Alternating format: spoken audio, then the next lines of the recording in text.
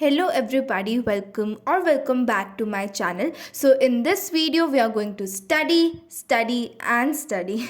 Of course, jokes apart, and welcome to the second episode of Revise with me. Hey you guys, I hope you all are doing great. So मैंने सुबह को lectures देखे and at about 5 p.m. in the evening, to be precise 5:15 p.m. self studies के लिए बैठ गई. So on this coming Sunday, we are going to have a short practice test, mock test for NEET.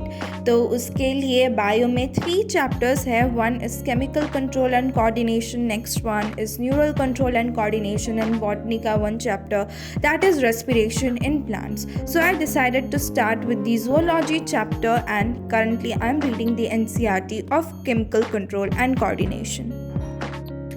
Already मैंने काफ़ी बार इसके notes and NCERT दोनों ही पढ़ी हैं. सो I am currently focusing on the diseases and deficiency of hormones and the main topics. So at about 6 p.m. मेरा chapter reading ख़त्म हो गया था and I was heading towards the next chapter, that is neural control and coordination, जिसमें मुझे impulse का movement थोड़ा tough लगता है. सो आई mainly focused on that. This is basically a term based chapter, जिसमें आपको बहुत सारे टर्म्स, बहुत सारे नेम्स याद रखने होते हैं, और इसमें से सबसे ज़्यादा जिसमें टर्म्स है वो है the sensory organs, I and year, और थोड़ा कॉन्सेप्चुअल भी है. So after giving it a read मुझे समझ में तो आ गया था, बट फिर भी विजुअल लर्निंग से you can remember it better. तो उसके बाद मैंने वो दोनों पोर्शंस के एनिमेशन वीडियोज़ देखे. सो मैंने 6:45 तक 2 चैप्टर्स कंप्लीट कर लिए थे, और तब तक बाहर डार्क भी बहुत हो चुका था. And I spotted this beautiful moon from my window. इस चंदा मामा को अच्छे से निहारने के बाद मुझे थोड़ी भूख लग रही थी. सो मैंने अपनी चॉकलेट ओपन की एंड फिर अपने चैप्टर को रीड करते करते मैंने उस चॉकलेट को खाया. Let us start this brand new chapter with this crunch of chocolate. So I moved on to this next chapter of botany, which is called respiration in plants. तो इसकी NCERT reading मैं अभी इस year में first time कर रही थी इन माई drop year. सो मैं उसको काफ़ी थोरली पढ़ रही थी. So you might be wondering कि ये फ़ोन का खाली कवर इधर क्या कर रहा है. तो मेरा जो स्टैंड है बेसिकली वो थोड़ा नैरो है, और फ़ोन कवर के साथ उस स्टैंड पे फिट नहीं आता है. सो मैंने निकाला और वो गलती से आ गया फुटेज में. Ignore it as you ignore your studies when you scroll on social media. So इनमें 3 चीज़ें is the most important. The first one is glycolysis, second one is the Krebs cycle, और उसके बाद ETS chain. तो ये 3 चीज़ें आ जाइए, good to go. उसके बाद at about 7:24 p.m. I got done with the NCERT. Sir ने हमें साइकिल्स बहुत अच्छे से पढ़ाई थी, और उसकी मतलब सर ने लिटरली 5 to 6 टाइम्स लिखा था. माइंड मैपिंग करवाई थी and many flow charts, many diagrams. तो उसकी वजह से काफ़ी इजी हो गया था to remember. So I was just going through my notes and mind map के जो सर ने फ्लो डायग्राम्स करवाए थे, अभी मैं उस पर फोकस कर रही थी. I hope you all have started a very good new year by studying and working hard. So 4 months to go and we'll have our NEET exam. So 4 months of more hard work, and hopefully we will get the result of our hard work.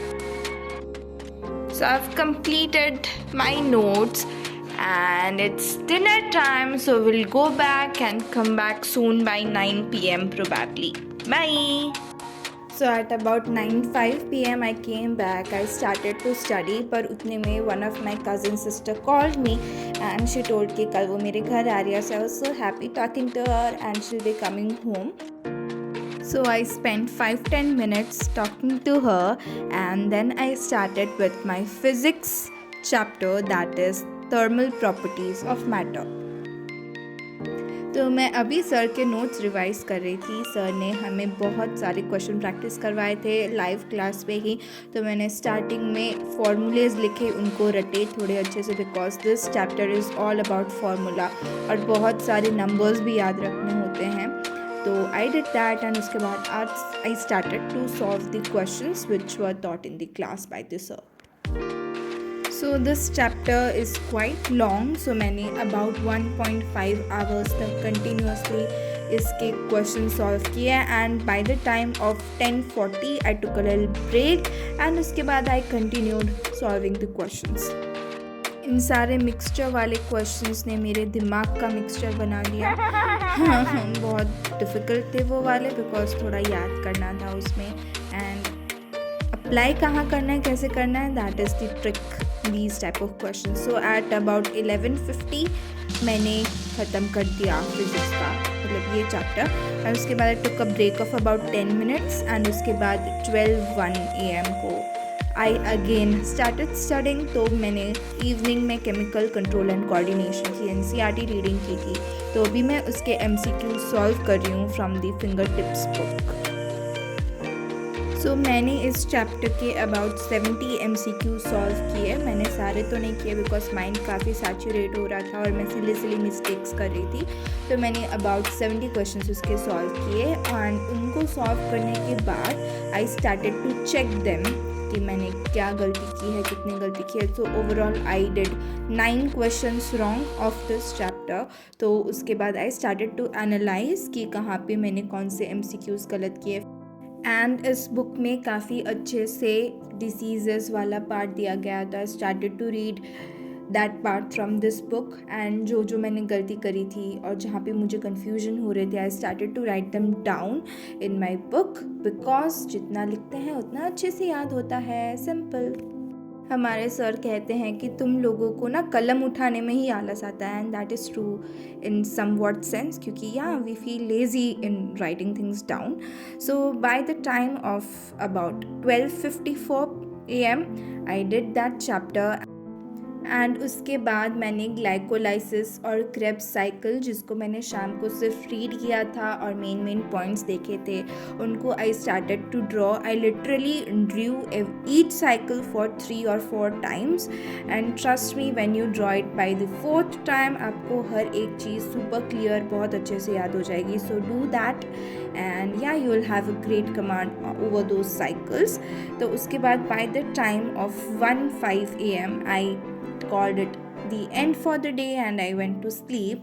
So good night you guys. I hope you liked this video and if you did, do not forget to like, share and subscribe to my beautiful channel. We are very close to 500 subscribers, so please subscribe. Bye.